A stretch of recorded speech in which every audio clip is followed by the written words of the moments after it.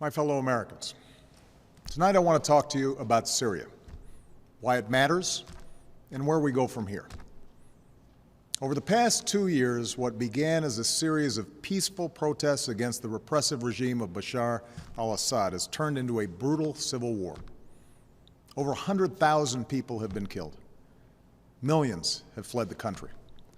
In that time, America has worked with allies to provide humanitarian support, to help the moderate opposition, and to shape a political settlement.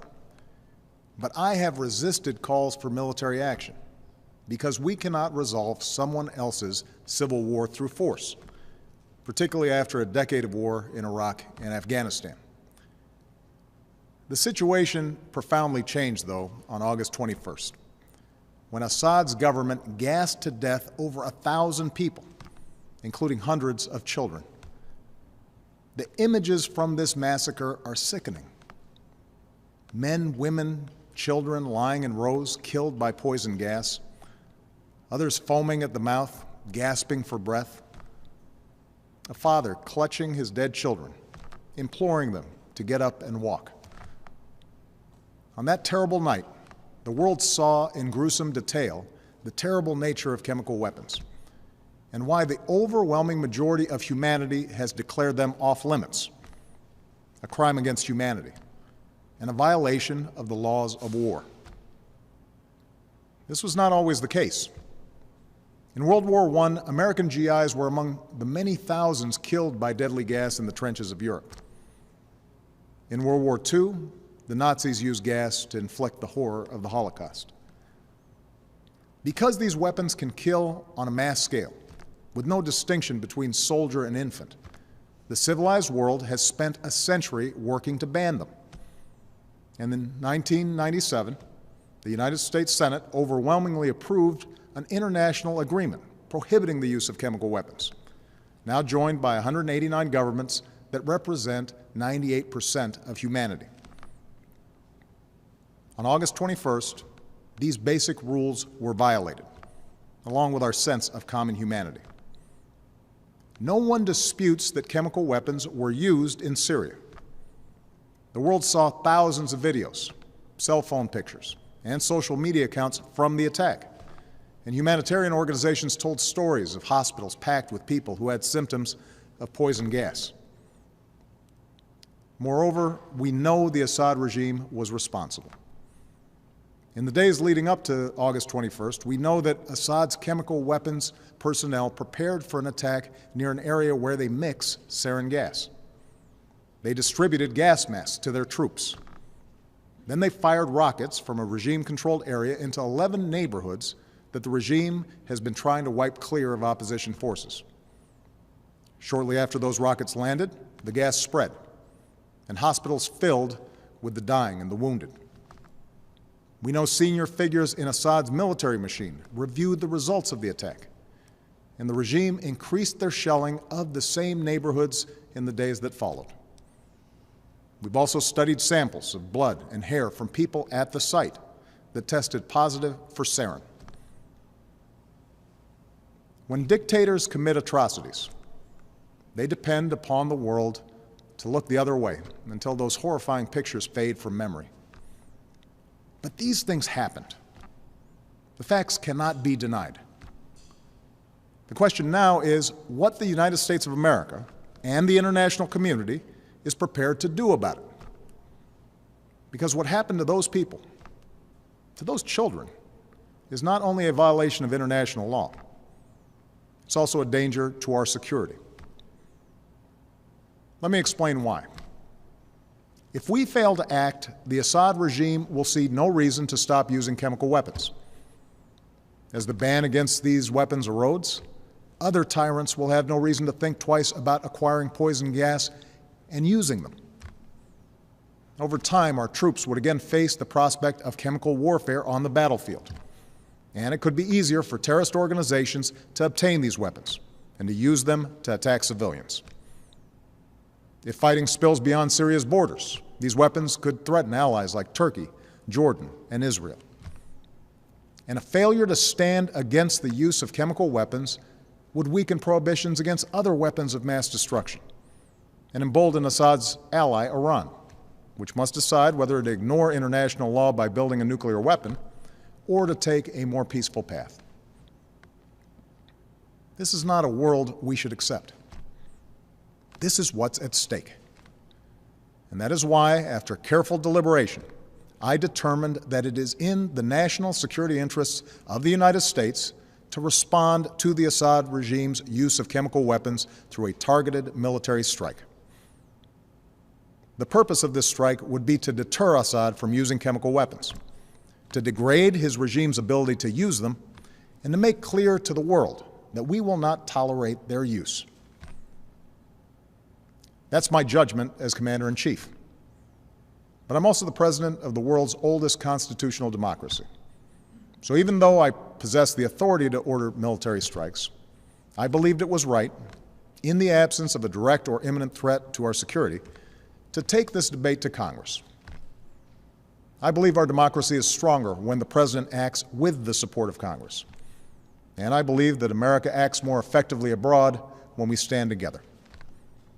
This is especially true after a decade that put more and more war-making power in the hands of the President and more burdens on the shoulders of our troops, while sidelining the people's representatives from the critical decisions about when we use force.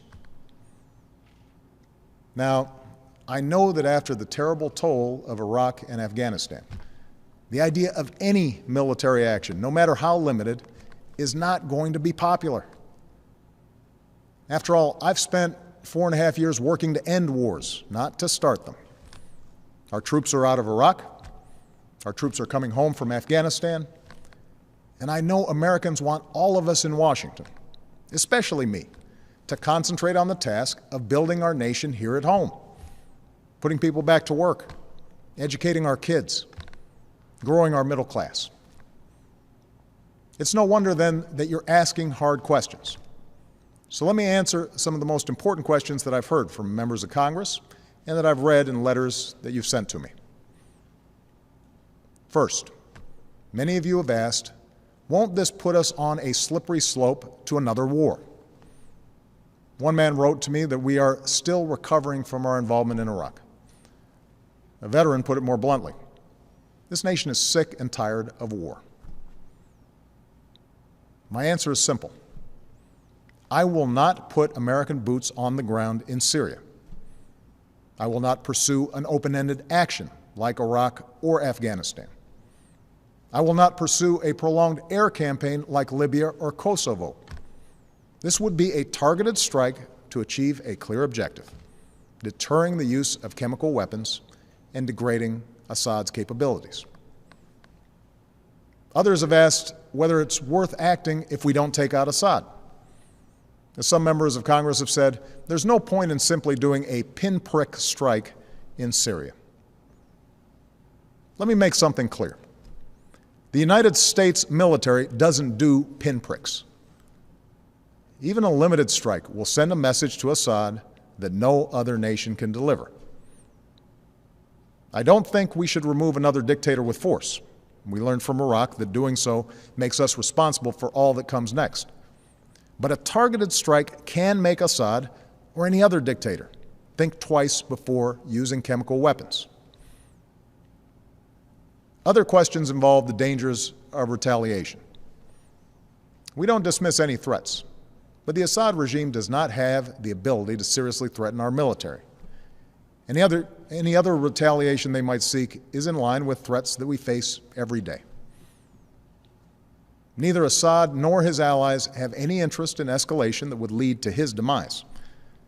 And our ally Israel can defend itself with overwhelming force, as well as the unshakable support of the United States of America.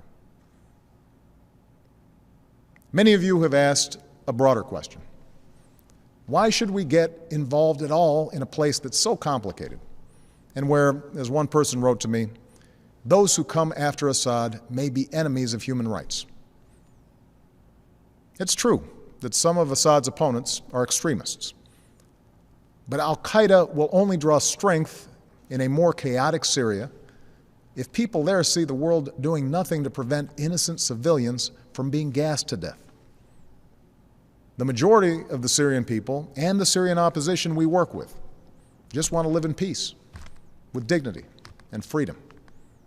And the day after any military action, we would redouble our efforts to achieve a political solution that strengthens those who reject the forces of tyranny and extremism. Finally, many of you have asked, why not leave this to other countries or seek solutions short of force? As several people wrote to me, we should not be the world's policeman. I agree, and I have a deeply held preference for peaceful solutions. Over the last 2 years, my administration has tried diplomacy and sanctions, warnings and negotiations, but chemical weapons were still used by the Assad regime. However, over the last few days, we've seen some encouraging signs, in part because of the credible threat of U.S. military action, as well as constructive talks that I had with President Putin. The Russian government has indicated a willingness to join with the international community in pushing Assad to give up his chemical weapons. The Assad regime has now admitted that it has these weapons, and even said they joined the Chemical Weapons Convention, which prohibits their use. It's too early to tell whether this offer will succeed, and any agreement must verify that the Assad regime keeps its commitments. But this initiative has the potential to remove the threat of chemical weapons without the use of force, particularly because Russia is one of Assad's strongest allies. I have therefore asked the leaders of Congress to postpone a vote to authorize the use of force while we pursue this diplomatic path. I'm sending Secretary of State John Kerry to meet his Russian counterpart on Thursday, and I will continue my own discussions with President Putin. I've spoken to the leaders of two of our closest allies, France and the United Kingdom, and we will work together in consultation with Russia and China to put forward a resolution at the UN Security Council requiring Assad to give up his chemical weapons and to ultimately destroy them under international control. We'll also give UN inspectors the opportunity to report their findings about what happened on August 21st. And we will continue to rally support from allies from Europe to the Americas, from Asia to the Middle East, who agree on the need for action. Meanwhile, I've ordered our military to maintain their current posture, to keep the pressure on Assad, and to be in a position to respond if diplomacy fails. And tonight I give thanks again to our military and their families for their incredible strength and sacrifices. My fellow Americans, for nearly 7 decades, the United States has been the anchor of global security. This has meant doing more than forging international agreements. It has meant enforcing them. The burdens of leadership are often heavy, but the world's a better place because we have borne them. And so, to my friends on the right, I ask you to reconcile your commitment to America's military might with a failure to act when a cause is so plainly just. To my friends on the left, I ask you to reconcile your belief in freedom and dignity for all people with those images of children writhing in pain and going still on a cold hospital floor. For sometimes resolutions and statements of condemnation are simply not enough. Indeed, I'd ask every member of Congress and those of you watching at home tonight to view those videos of the attack, and then ask, what kind of world will we live in if the United States of America sees a dictator brazenly violate international law with poison gas, and we choose to look the other way? Franklin Roosevelt once said, "Our national determination to keep free of foreign wars and foreign entanglements cannot prevent us from feeling deep concern when ideals and principles that we have cherished are challenged." Our ideals and principles, as well as our national security, are at stake in Syria, along with our leadership of a world where we seek to ensure that the worst weapons will never be used. America is not the world's policeman. Terrible things happen across the globe, and it is beyond our means to right every wrong. But when, with modest effort and risk, we can stop children from being gassed to death and thereby make our own children safer over the long run, I believe we should act. That's what makes America different. That's what makes us exceptional. With humility, but with resolve, let us never lose sight of that essential truth. Thank you, God bless you, and God bless the United States of America.